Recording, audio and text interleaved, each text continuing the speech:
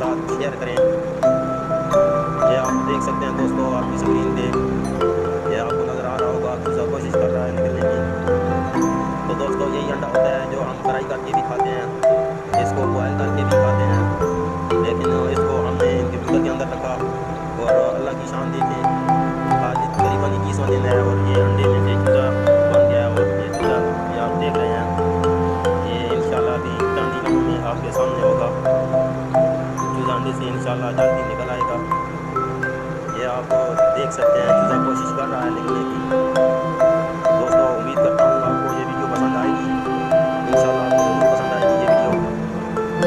ये आप देख सकते हैं कि चूज़ा हिल जुल रहा है, ये तकरीबन 70% निकल आया है अंडे से। ये आप देख सकते हैं, बस चंद ही सेकंड में ये निकल आएगा अंडे से।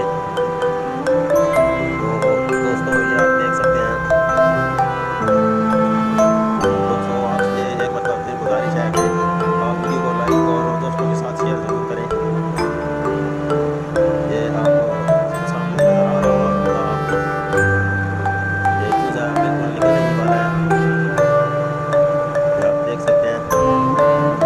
ये देखें, ये आप इंशाल्लाह पाँव की मदद से इसको धकेलेगा, अंडे को अंडे से निकल आएगा।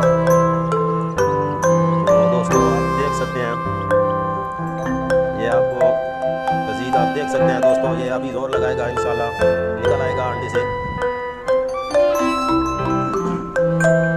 तो दोस्तों ये आप देख सकते हैं, आप बस चंद ही लम्हों में ये अंडे से निकल आएगा।